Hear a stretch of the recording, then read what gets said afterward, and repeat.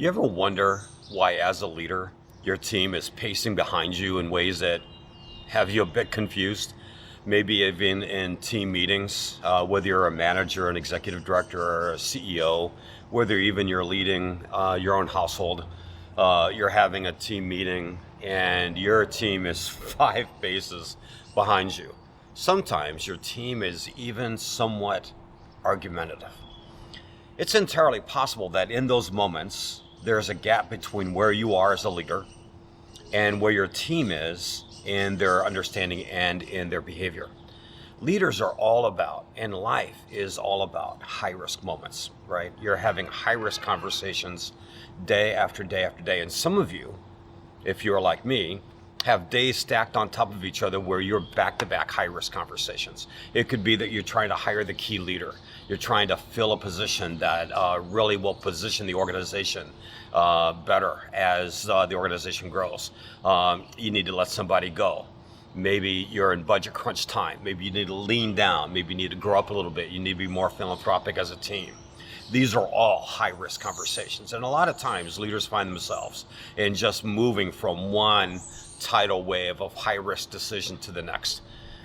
Your team, of course, is really critical in that. Chances are they're not in high-risk mode with you.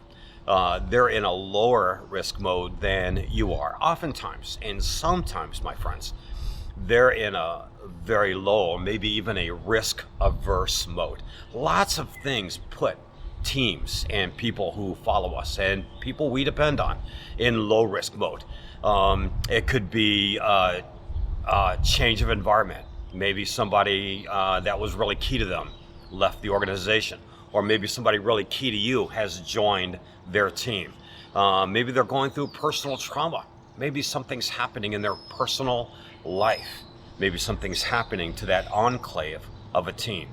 Either way, when you get into a room, you're having a high-risk conversation with a low-risk team. Or in other words, you're having a high-risk conversation with low-risk behavior. Now, there's tons of things that happen and dynamics around that. Hardly no one is going to enter your office and go, hey, I'm in a low-risk mode. They're not going to say that to you. They're not going to probably even think that is happening. They're going to have some other behavior. It's going to be argumentative. It's going to be quiet. Maybe they're going to be quiet in meetings and you're trying to pull critical information out of them because you need their leadership and what it is you're saying. But they're not at the table. They're there, but they're not at the table. Hands up for anyone who's led tables like that. We all have. And so sometimes the behavior is anger.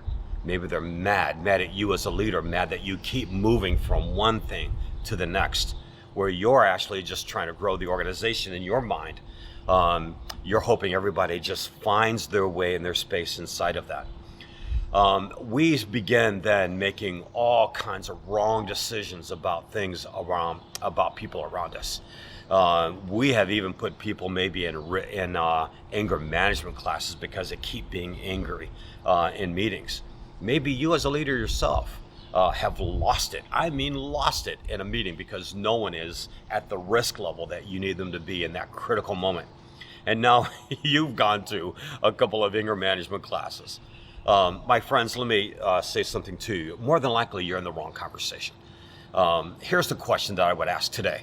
When was the last time you pulled your team together, or you as a leader began the management by walking around principle, which I'm sure you all do, as best you can, and assess the risk level of your organization? What questions are you asking them to ascertain the kind of risk management you're going to need in order to reach and achieve the goal that you're getting ready to put on the table? Here's a bigger question. Are you willing to delay or defer your own high-risk decision in deference to the team that you want to get and uplift their health so that they can be at least at a moderate risk level to begin to hear the thing that you need them to hear? Listen, I know there are employees. I know they all work for you. I know we all work together. I know we lead teams. And in a lot of ways, we can stand up, put our foot down and go, look, I'm the boss. You just, at the end of the day, have to do what I need you to do. That's for moments, but you and I both know that can't be the daily cadence of the way we lead. Better yet, take a step back and ask yourself this question. Am I in full embrace of where my team is in their risk moderation? Because here are the two things you'll need as a leader in order to sustain higher risk management in your organization. And you know what they already are. They're honesty and trust. These are two things that aren't really outcomes. They're, believe it or not, they're actually objectives. That you can live, believe, and lead in a way that you establish trust, and you as a leader, maybe at a moment in your leadership, in your organizational time where you need to be honest with them, honest with your team. Let them know what's going on with you.